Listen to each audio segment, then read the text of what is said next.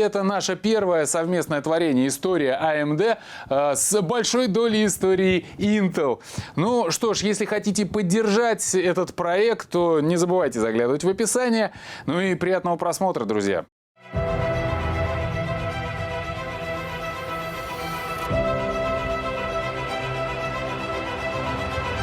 Как наша жизнь, так и жизнь крупных компаний состоит из черных и белых полос. Сейчас AMD на коне, а если вспомнить 2015 год, компания терпит огромные убытки. Производитель видеокарт и процессоров находится на грани, AMD пророчат банкротство в ближайшее время. Но стоп! Чтобы понять, что же произошло, давайте вернемся к самому началу.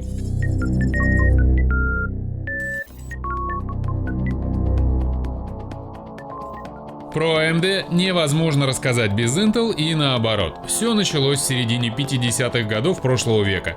Профессор Стэнфордского университета Уильям Шокли решил основать собственную компанию. Реализация его идей уперлась в финансирование, с которым ему помог американский химик и финансист Арнольд Бекман. Место для создания лаборатории профессор выбрал в Маунтин-Вью в Калифорнии, так как рядом в Пало-Альто жила его престарелая мама, и ее нужно было навещать. Несмотря на то, что большинство американских компаний того времени базировались на восточном побережье, здесь и было положено начало знаменитой Кремниевой долины. Бизнес бизнесом, а мама дороже всего. Бывшие коллеги и знакомые Уильяма отказались ехать в глухую сельскую местность, да и кто мог подумать, что в недалеком будущем это место станет технологическим центром всего мира. Шокли пришлось искать молодых физиков и химиков через газету New York Times и различные научные организации. Так он и нашел этих ребят, которые образовали знаменитую вероломную восьмерку, ну или восьмерку предателей. Джулиус Бланк, Виктор Гринич, Джин Кляйнер, Джей Ласт, Шелдон Робертс, Жан Эрни, Гордон Мур и Роберт Нойс. Ученый немыслимо боялся, что кто-то из новых коллег может узнать его секрет про четырехслойные полупроводники, которые могли заменить 3 обычных транзистора. В результате чего у него развилась настоящая паранойя. Дошло до того, что он решил проверить всех своих сотрудников на детекторе лжи.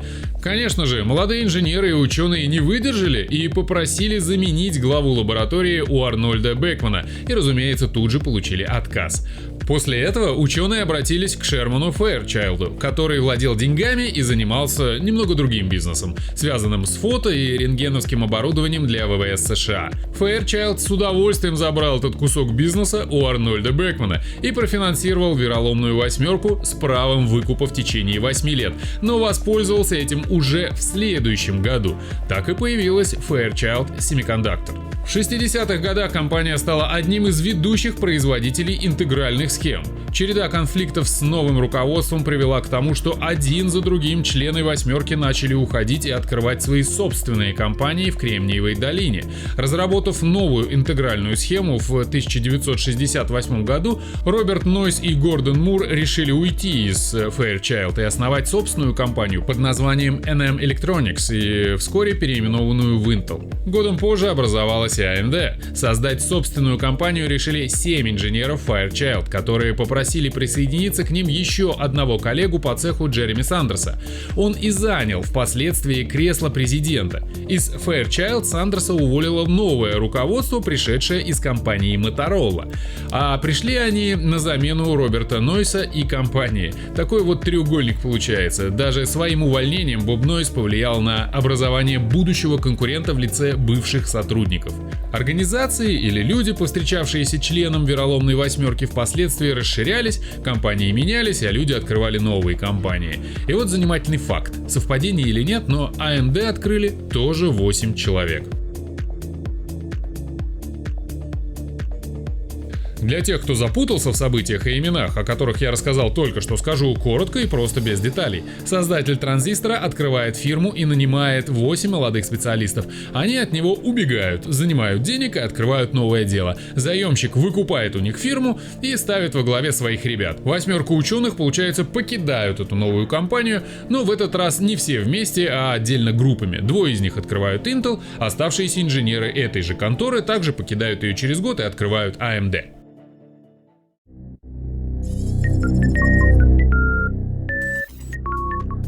Итак, продолжим. К тому времени, как образовались Intel и AMD, Кремниевая долина уже имела ряд крупных компаний в области полупроводниковой электроники. Нойсу и Муру было проще приспособиться к собственному бизнесу, ведь у них уже была новая интегральная схема. Члены «восьмерки», забыв все обиды, помогли с деньгами. К тому же в них инвестировал $2,5 миллиона Артур Рок. Именно этот человек и свел вероломную «восьмерку» с бизнесменом Фэйрчайлдом более 10 лет назад, при этом смог заработать на этой сделке. У AMD все было куда сложнее. Организаторы смогли найти $100 тысяч для открытия компании, но этого было мало. Для собственного производства нужно было собрать около $1,5 миллиона. Кстати, примерно такую же сумму инвестировал Фэйрчайлд в вероломную «восьмерку» в 1958 году. Выходит, что $1,5 миллиона это вот такой стандартный капитал тех времен, 50-х, 60-х, для открытия промышленной компании США. Так что же предпринял глава AMD? Сандерс начал искать инвесторов. Многие отнеслись скептически к бизнес-плану AMD, ведь президент новой компании не был инженером. В прошлом он работал менеджером в маркетинговых отделах Motorola и Fairchild. Он умел отлично продавать и имел связи со многими крупными компаниями, но в отличие от Intel не мог предложить ничего инновационного. Упомянутый ранее крупный инвестор Артур Рок отказал ему, сказав следующее: «Все технологические компании, на которых я терял деньги, были основаны людьми из отдела маркетинга». Сандерс, как глава AMD, двигался дальше. Вам это покажется удивительным, но он пошел к Роберту Нойсу. Да-да, к основателю Intel. После продолжительного разговора Нойс посмотрел бизнес-план и подписал чек. Причем сказал Сандерсу, что двери Intel для него всегда открыты, если с AMD что-то не получится. Этот момент обсуждают как великодушный поступок. На самом деле так оно и было. Но есть и обратная сторона медали. Боб Нойс и Гордон Мур лично знали всех основателей AMD и понимали, что к ним пришел будущий конкурент. Пришлось их поддержать, так как крупные компании вроде IBM и само правительство США не работали с монополистами. Именно поэтому Intel нужно было создавать себе конкурентов и помогать им, чтобы получить госзаказы и большие объемы от частных гигантов. Тем не менее, основную часть денег Джереми Сандерс собрал частными инвесторами компании Capital Group Companies. По словам Нойса, для основания Intel он буквально по щелчку пальцев за несколько минут нашел $5 миллионов. В свою очередь, Сандерсу пришлось проходить весь этот тернистый путь, чтобы собрать значительно меньшую сумму. Сандерс говорил: «Боб Нойс сказал, что Intel потребовалось 5 минут, чтобы собрать $5 миллионов. Мне же потребовалось 5 миллионов минут, чтобы собрать $5. Я был настойчив и упрям, знал, что у меня есть история, знал, что мы сможем заработать».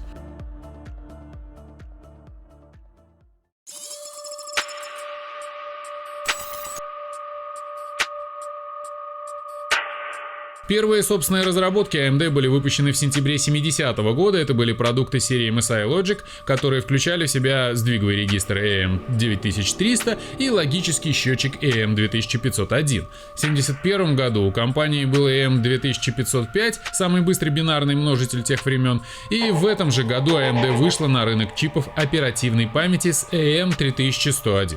Все продукты довольно хорошо проявили себя на рынке и подстегнули компанию к новым целям на фоне успешного старта. И в сентябре 1972 года AMD стала публичной компанией. Было выпущено 500 тысяч акций стоимостью $15,5 каждая.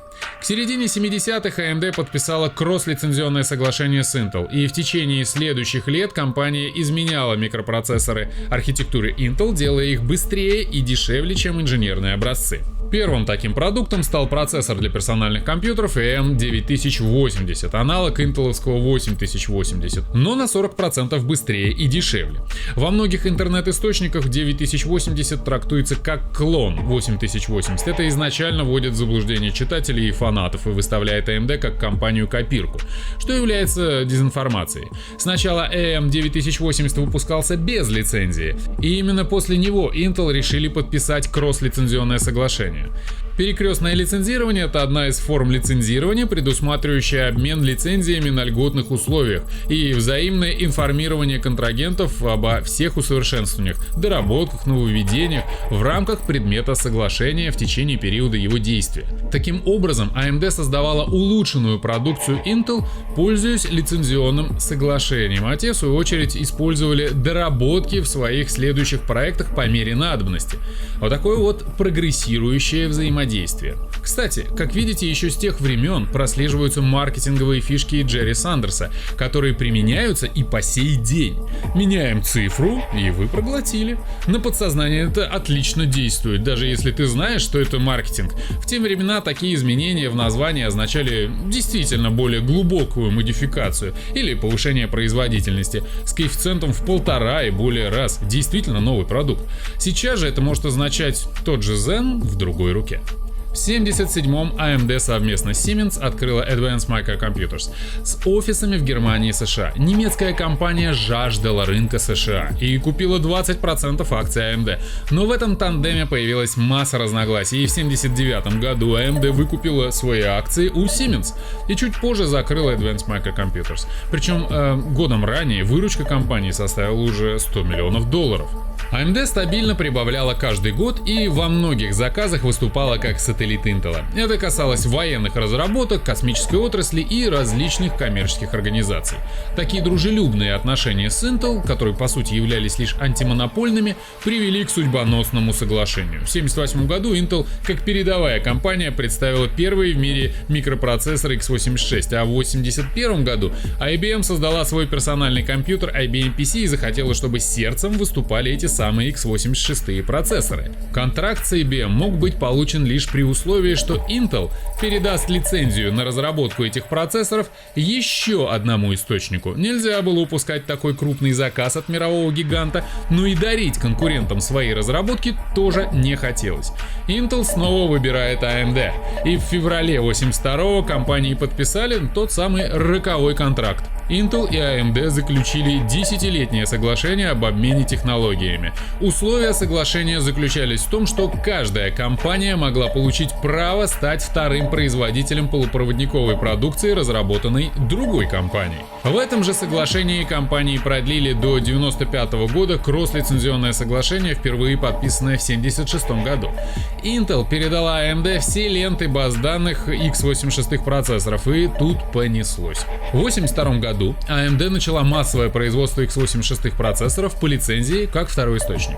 В 1983-м компания представила самый высокий стандарт качества и производства в отрасли. Годом позже AMD выпустила первый в мире EEPROM емкостью 512 килобайт. И самое главное, компания запустила производство собственного процессора AM286, клона интеловского 286 процессора. На этой волне AMD попала в список 100 лучших компаний Америки. Понятное дело, Intel наблюдала за всем происходящим, и это сильно злило руководство. Они понимали, что AMD и дальше будет наживаться за счет их следующих микропроцессоров, параллельно со своими собственными разработками. Этого нельзя было допустить, ведь в середине 80-х на рынок США пришли корейские и японские компании, которые за счет своих инноваций и заниженных цен просто уничтожали американские полупроводниковые конторы. Выживали лишь самые стойкие, то есть те, у кого были свои собственные разработки ежегодно. При такой лютой конкуренции еще и дарить свои разработки AMD было сродни самоубийству.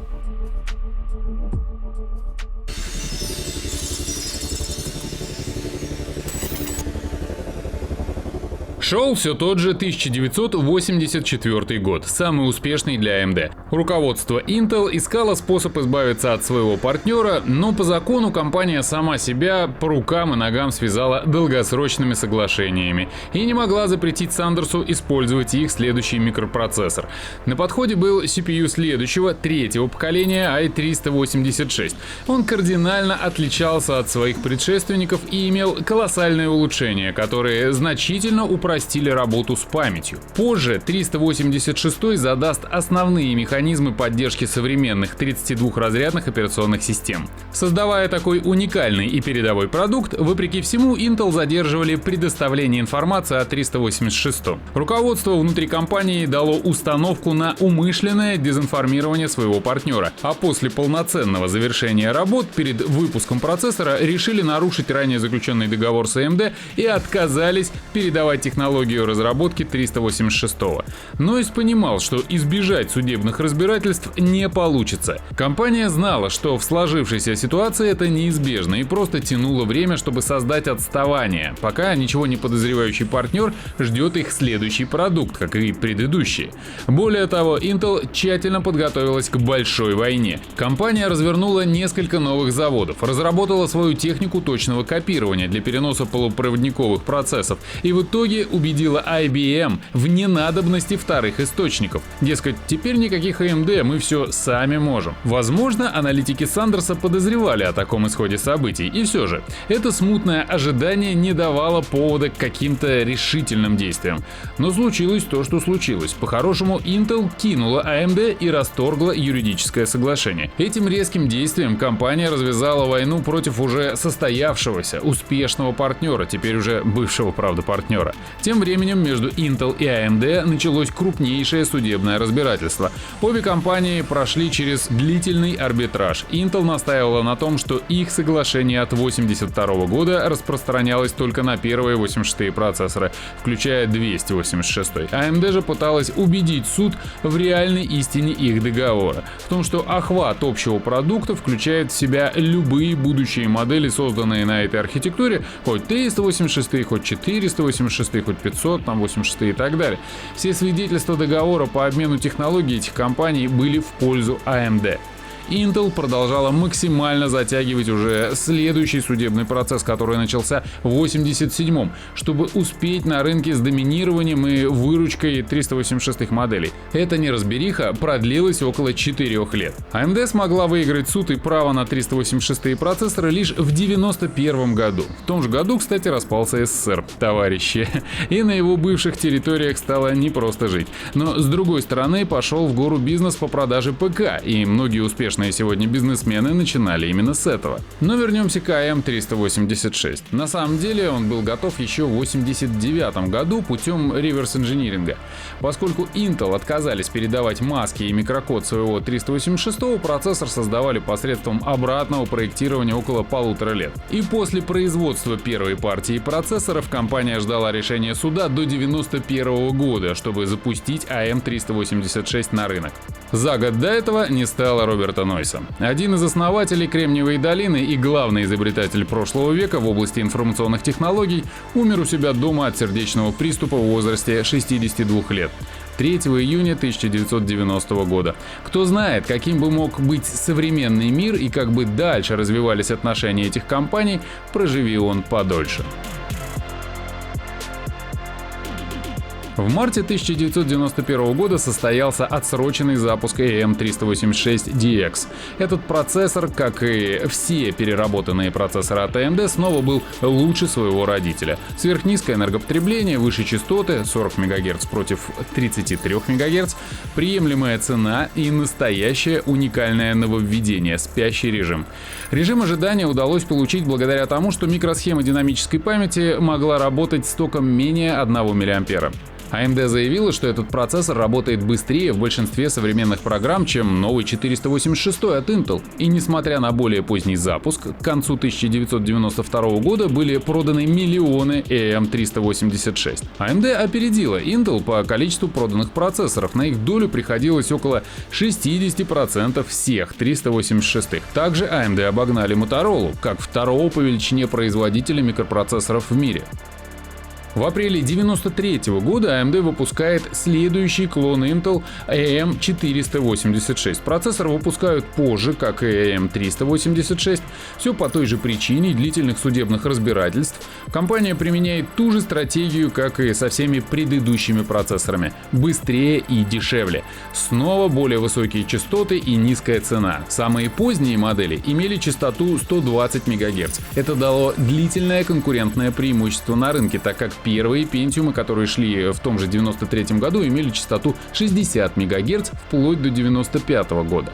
Между тем, судебные тяжбы не прекращались. Компании также продолжали судиться друг с другом, подавали иски при малейшей возможности. Так, уже Intel смогла выиграть суд по спорному вопросу микрокода в 486-х процессорах, где AMD пыталась ввести в заблуждение общественности и утверждала, что для работы AM486 использовался их собственный микрокод, а не микрокод Intel. А на самом деле это был микрокод 386-х процессоров, который Intel защитил авторским правом. Вследствие чего AMD промаркировали свои новые 486-е модели с измененным микрокодом дополнительной буквой N.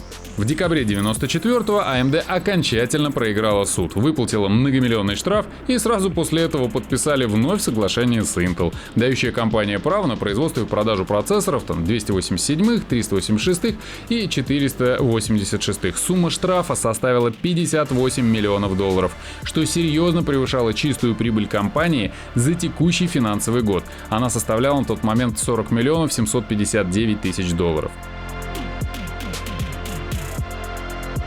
В 1995 году AMD представили лучшую и последнюю модификацию 486-го процессора AM5X86. Не обошлось, как видите, без маркетинга в названии — 586. Конечно же, это не был процессор пятого поколения, это все тот же 486, но с улучшенными показателями. Четырехкратный множитель, увеличенный кэш и другие параметры, плюс низкая цена делали этот процессор достойным конкурентом для процессоров Pentium. Позже AMD добавит еще маркировки для эквивалентного сравнения с аналогичными процессорами от Intel. Многие из зрителей знакомятся со всем этим впервые, и я сделаю небольшое отступление, чтобы внести небольшую ясность в разницу между поколениями, самих названиях процессоров, чтобы вы не запутались. Первые буквы указывают на принадлежность к той или иной компании, следующий символ — эта цифра относится к поколению, а 86 обозначает архитектуру x86. То есть 8086, 8088 — это первое поколение, 286 — это второе поколение, 386 — третье, 486 — четвертое поколение, AM5X86 включительно. А вот 586-е, пятое поколение с маркировкой 86 так и не вышло, так как Intel хотели зарегистрировать торговую марку, чтобы никто не мог использовать такое же название процессора. Но в регистрации 586 отказали. И в те времена во дворе среди подростков можно было услышать похвальбы, что у чьей-то там бабушки, которая живет далеко, дома стоит 586, а их знакомые, которые живут еще дальше, давно пользуются 686. На самом деле пятое поколение компаниям пришлось назвать по-другому. У Intel это стал Pentium, от древнегреческого слова 5 и суффикс ium, который встречается в периодической таблице химических элементов в латинском или в английских вариантах. Получился таки пятый элемент, и, кстати, были такие процессоры Itanium, в названии которых была та же самая идея. AMD подошла к названию своего процессора нового поколения почти так же — K5, где K обозначала криптонит, вымышленный материал из вселенной Супермена, а цифра 5 соответствовала пятому поколению процессоров. О нем дальше и пойдет речь.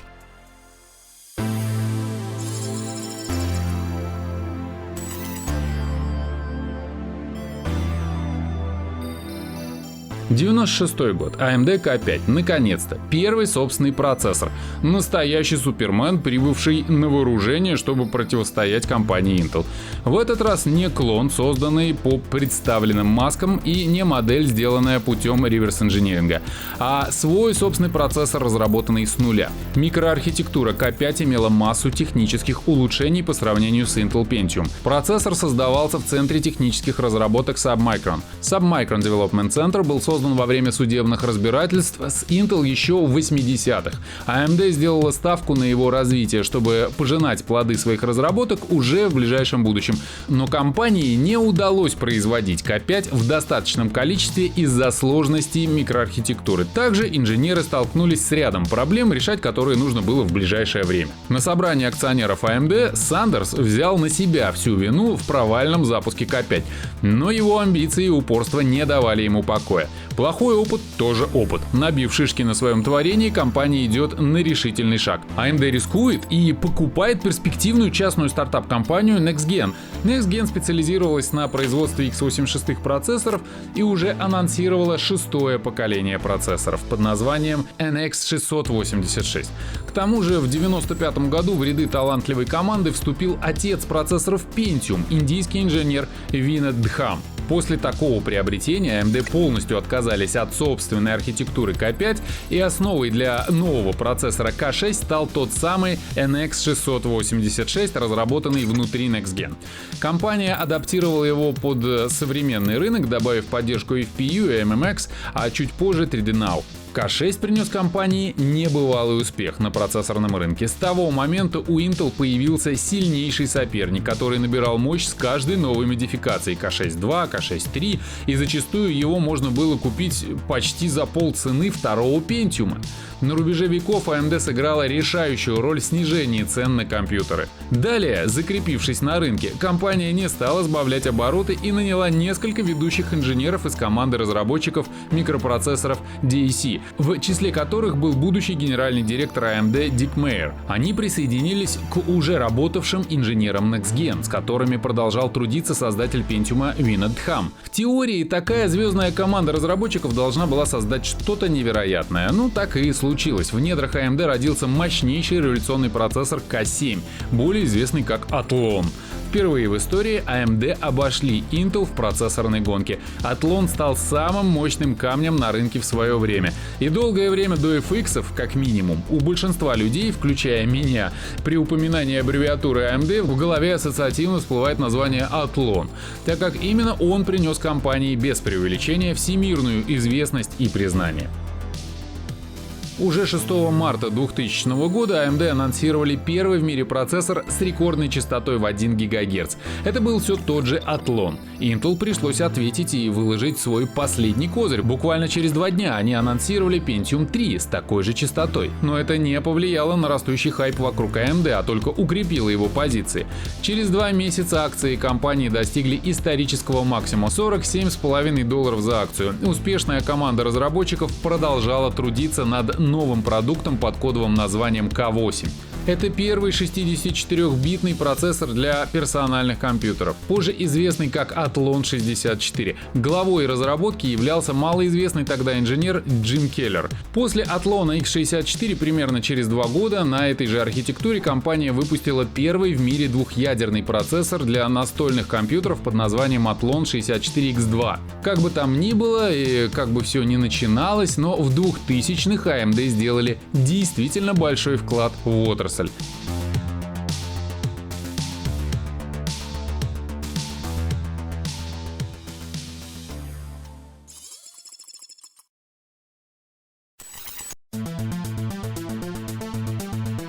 В те же годы в компании сменился генеральный директор. Им стал не Дик Мейер, как думали многие. Джереми Сандерс, отдавший своему детищу более 30 лет жизни, покинул пост в 2002 году и выбрал преемника в рядах Моторолы. Гектор Руис стал главой компании. Между тем, руководство Intel пыталось понять, что им нужно сделать для превосходства на рынке CPU, чтобы вернуть себе монопольные позиции. И тут история снова повторяется. Всякий раз, как AMD становилась успешной, начиналась грязная игра со стороны Intel. Что же произошло в этот раз? Ведь у компании был сильнейший Athlon, серверный и десктопный, в различных модификациях. Плюс мы помним про умеренный ценник.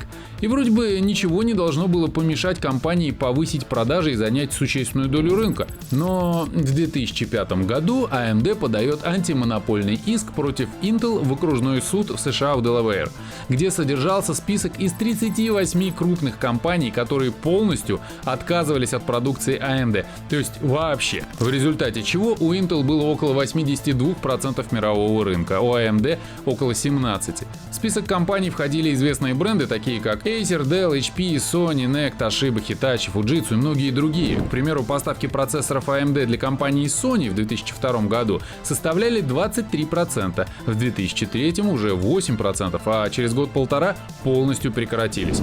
Как выяснилось, широко распространенная глобальная схема Intel была направлена на то, чтобы заставить своих вендоров полностью отказаться от свободного взаимодействия с AMD в ущерб клиентам и потребителям во всем мире. За что крупные компании получали откаты и различные скидки, поощрения за отказ от продукции конкурента, а те, кто осмелился ослушаться процессорного гегемона, тут же получали порцию ремня в виде лишения поставок определенных чипов, задержки выплат, лишения скидок и прочие методы воздействия.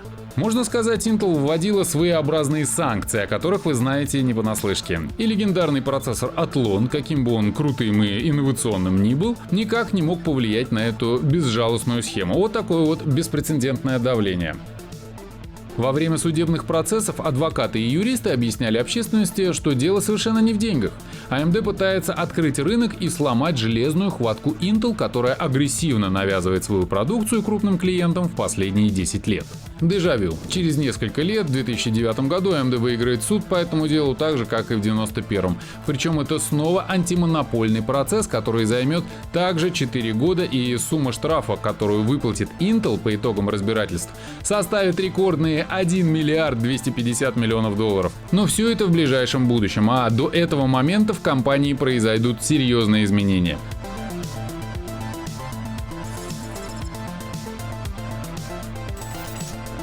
В 2006 году AMD заявит о покупке компании ATI. Это больше похоже на слияние двух компаний, нежели на приобретение. Стоимость сделки составит 5,4 миллиарда долларов, в которую войдут акции AMD, часть собственных средств, а также компания возьмет заем в размере 2,5 миллиардов, чтобы покрыть всю сумму. Многие специалисты и аналитики будут утверждать, что компания ATI переоценена, и AMD нужно пересмотреть стоимость сделки. Тем временем приближается глобальный экономический кризис. Дела компании на процессорном рынке были неутешительными, да и ATI приносила не так много прибыли, как планировалось. Будучи должником инвестиционного банка Morgan Stanley, компания не нашла другого выхода, как продавать имущество. Пришлось продавать свои заводы по производству процессоров, ведь содержание каждого из них обходилось в 2 миллиарда долларов в год. Оборудование с фабрик, которые находились в Дрездене, частями было распродано российскому предприятию Angstrom из Зеленограда и тайваньскому TSMC. AMD пыталась конвертировать остатки производства в что-то полезное. В 2008 году была заключена сделка с арабскими инвесторами Advanced Technology Investment Company, которая заплатила AMD 700 миллионов долларов, в результате которой образовалась новая производственная компания Foundry Company. Позже восточный партнер увеличит свою долю в совместном бизнесе и переименует компанию в Global Foundries, а AMD продаст свою последнюю часть акций. Десятилетие для компании завершилось на кризисной ноте с безуспешным противостоянием процессорам Intel, отчаянными попытками выбраться из долговой ямы и, как итог, продажа своих собственных мощностей. Компания сделала все, чтобы преодолеть финансовый кризис, ненадолго выбилась из процессорной гонки и ждала своего часа. К тому времени завершился судебный процесс с Intel, в котором виновник обязался выплатить 1,25 миллиарда долларов за умышленный сговор с крупными компаниями. Ну, хоть где-то фартануло. Хотя, если сравнить ущерб, нанесенный компанией AMD в те годы, он несоизмерим с этой суммой.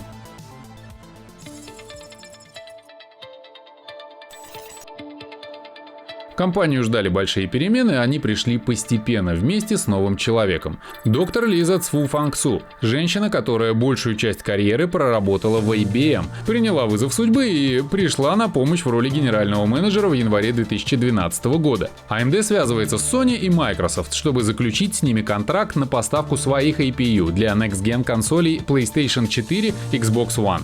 Ведь предыдущее железо отлично себя проявило с приставками Xbox 360 и Wii. А тут решил присоединиться еще и легендарный бренд PlayStation от Sony, который также претерпел значительные изменения внутри компании.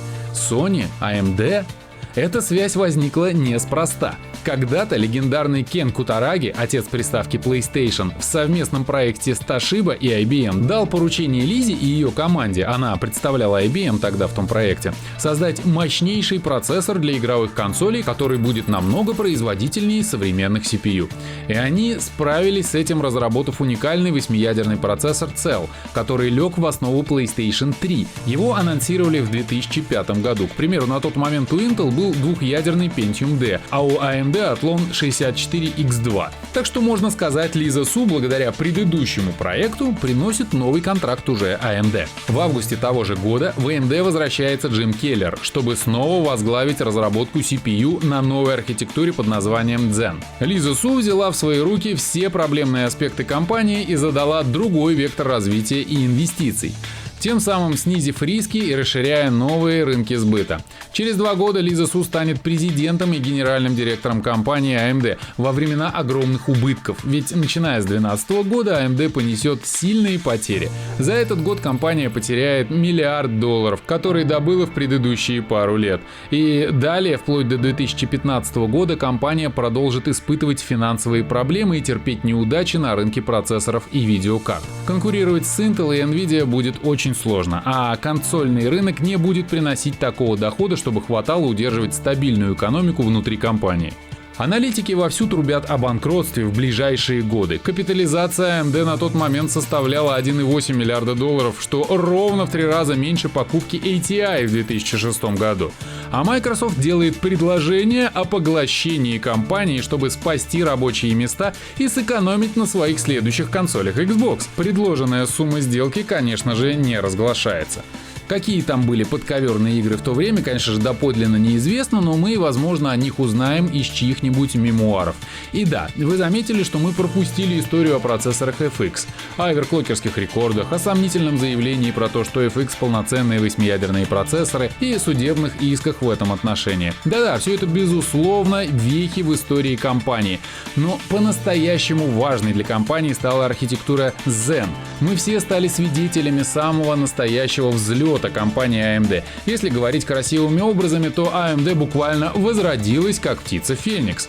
Вот-вот они были на грани, и тут после анонса 2016 года все замерли в ожидании новых процессоров.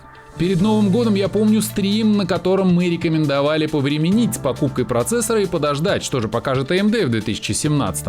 И вот январь 2017. Лиза Су показывает первый процессор из нового поколения Ryzen 1800X. Это был дорогой, уже 8-ядерный процессор, который мало чем отличался от значительно более доступного 8-ядерного 1700, который вышел чуть позже. 1800X хорошо вписывался в такую идеологию. Хочешь пожертвовать компании денег? Купи именно этот процессор. Но, конечно, его производительность сильно отличалась от того, что делала Intel в то время на потребительской платформе. Максимум 4-ядерные процессоры, пусть с частотой выше, но почти во всех рабочих операциях эти процессоры проигрывали новому Ryzen. 8 или 10 ядер можно было получить у Intel только на платформе для энтузиастов и креаторов. Стоимость этих процессоров была около $1100 за 8 ядер. После появления 8-ядерных Ryzen с ценой в половину меньшей, Intel резко увеличил количество ядер до 18 и цену за старший процессор до $2000. На потребительской платформе 4-ядерные процессоры стали 6-ядерными, ну и дальше количество ядер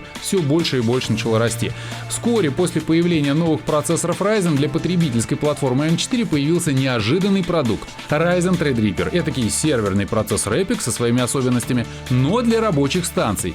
Количество ядер поднялось до 16, а в руководстве AMD признались, что эта серия процессоров не планировалась вообще. Просто в компании нашлась группа энтузиастов, которая взяла на себя создание этой платформы. Они обратились к руководству, те дали им карт-бланш. В итоге получилось отличное решение, которое отъело у платформы Intel Core X свой кусок. И тут можно сказать, что именно AMD дает тот толчок индустрии на развитие. Пока AMD находились в кризисе, единственный конкурент при всей своей мощи и ресурсах не желал значительно менять свой продукт. Именно поэтому, несмотря на все недостатки первого поколения процессоров Ryzen, эту продукцию встретили тепло и СМИ, и инвесторы, и самое главное — пользователи. Фанатики, конечно, закатывали истерики, но в 2020 году и они прекратились, как только AMD показали новое поколение процессоров Ryzen на базе архитектуры Zen 3.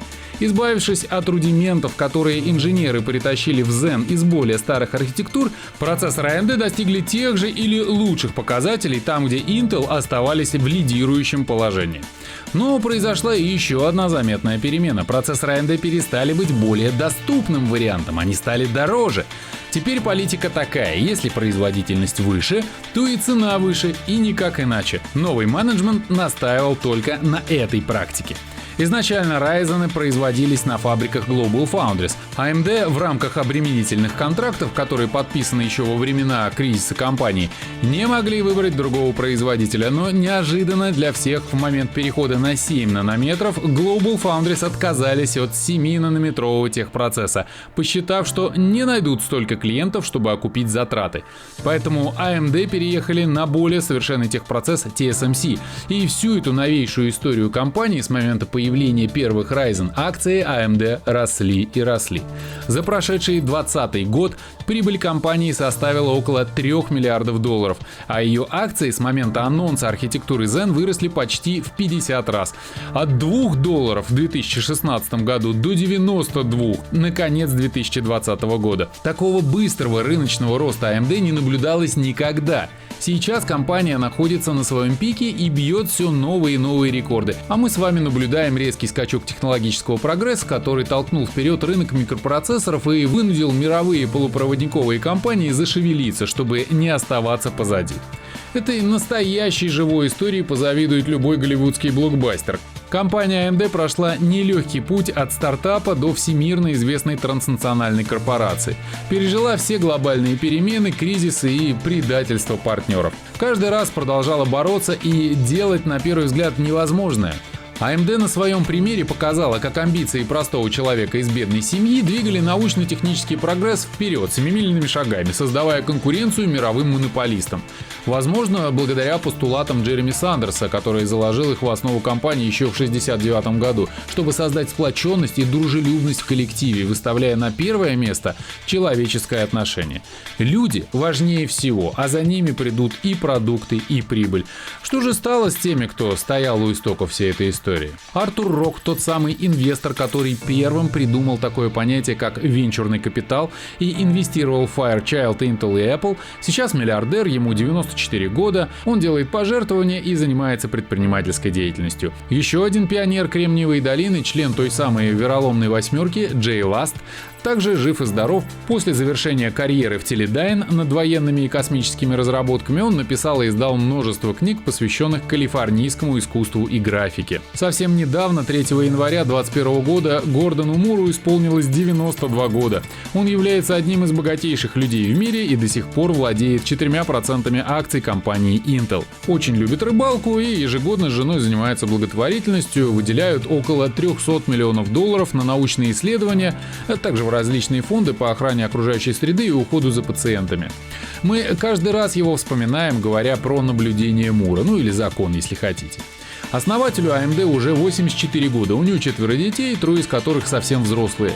Джерри Сандерс любит путешествовать и проводит большую часть времени с семьей и близкими. А продукцию компании, в которую он вложил всю жизнь. И на этом, друзья, все. До скорых встреч!